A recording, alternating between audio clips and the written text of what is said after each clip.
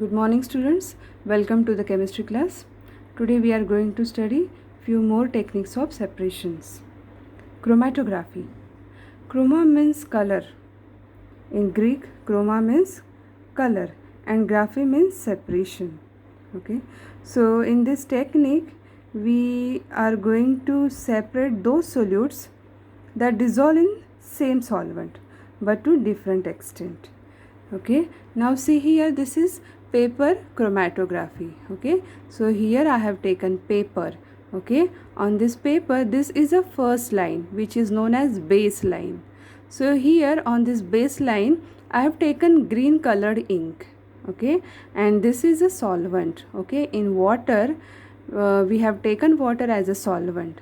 So when we dip this paper in the solvent, see, this baseline is just above the solvent.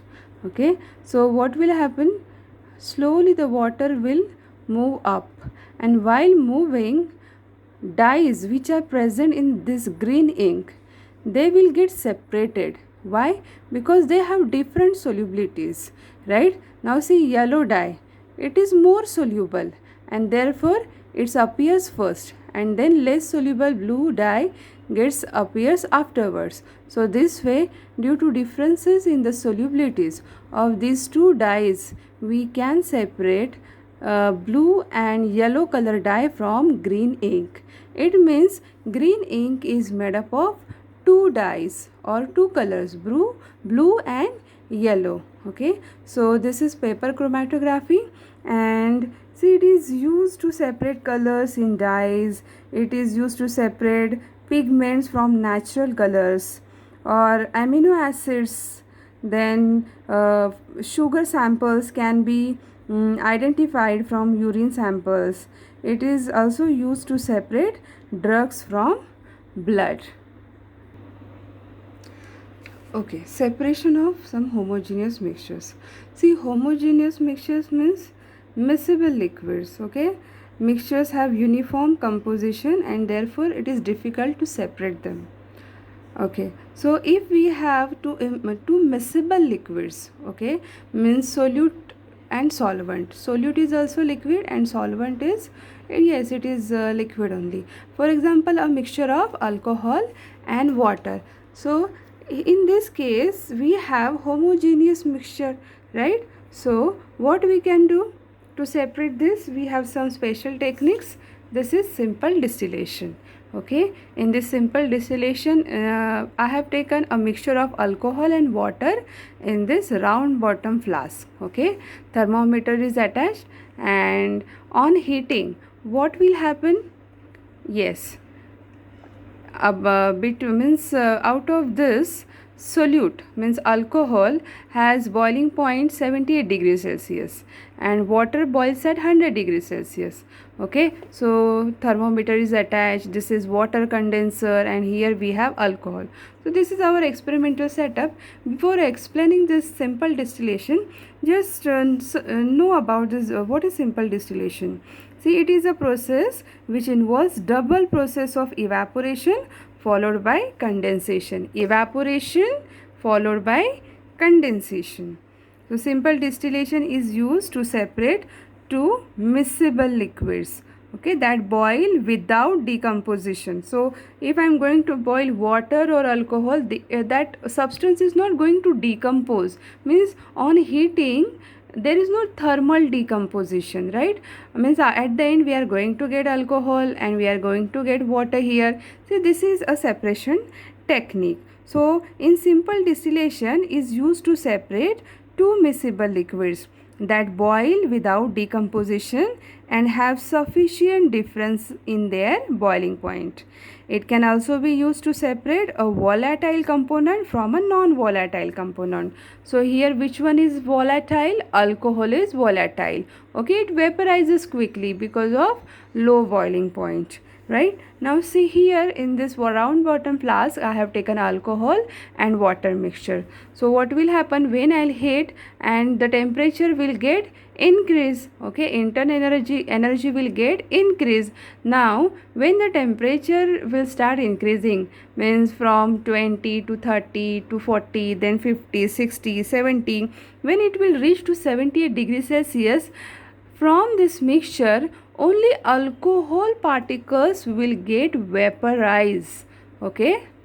From this water, this mixture, alcohol and water mixture, at 78 degrees Celsius only alcohol will get evaporated and it will pass through this pipe, okay. So when it will come here, see, this is water condenser, means this is inlet for water, so we can connect this with tap, and this is outlet which will go to sink. So water will come into this water condenser and then it will go out, means whatever vapors are passing through this passage, they will get condensed because of this cold water. Understood this water condenser? See, whenever we are heating, so when temperature will become 78 degrees Celsius, alcohol will get evaporated, and when alcohol will pass through this cold passage, it will get condensed, and here we are able to collect liquid alcohol, okay. See, here we have evaporated alcohol which is present in vapor state, and again on condensation we will get liquid alcohol. So this way we can separate a mixture of volatile liquid from non-volatile liquid. Okay, next technique is fractional distillation. So what is fractional distillation? It is a process in which fractionating column is used. Okay, so in this diagram you are able to see this fractionating column. So in fractional distillation we use fractionating column. It gives the effect of repeated distillation. Okay, in fractional distillation we do repeated distillation. This technique is used to separate a mixture of two or more miscible liquids for which the difference in boiling points is less than 25 degrees Celsius. Means if the differences are not so considerable, or boiling points are very close to each other, that time we are using this fractional distillation method. Okay, so means if we want to separate petroleum products, okay, or it is also used in refining alcohol. Now see, what is fractionating column? See here in this diagram, see, it is a tube, okay, and it is packed with glass beads. What is the purpose of these beads? Yes, they provide surface for the vapors to cool and condense. Therefore it gives the effect of repeated distillation. Okay, now in this distillation, if you see the structure, okay, setup, our setup, in this setup I have taken two volatile liquids, okay, alcohol and acetone. Both are volatile liquids, okay. So acetone's boiling point is around 56 to 56 degrees Celsius, alcohol 78 degrees Celsius. So what will happen on heating, due to their boiling points are very close to each other, what will happen, along with acetone, alcohol will also try to come out, okay, but when it will come in this fractionating column, due to surface, that alcohol only will get condensed, okay, back to the bottom, this round bottom flask. See what's happening whenever we are heating these mixtures, due to close boiling points of alcohol and acetone, alcohol will also get evaporated along with acetone, but here due to fractionating column, due to the surfaces of beads, alcohol particles will get condensate back into the round bottom flask, and only the at 56 degrees Celsius only acetone will come out in the vapor state, and then it will be collected separately in another flask. So this way fractionating column is used to separate miscible liquids which are having very close boiling points. Okay children, this fractional distillation technique is also used in separation of gases from air. Okay, so what is air? Air is homogeneous mixture of different gases, and they can be separated into its components with the help of fractional distillation. Okay, now see, air is cooled in this technique. See, air is in vapor state, means it is in gaseous form.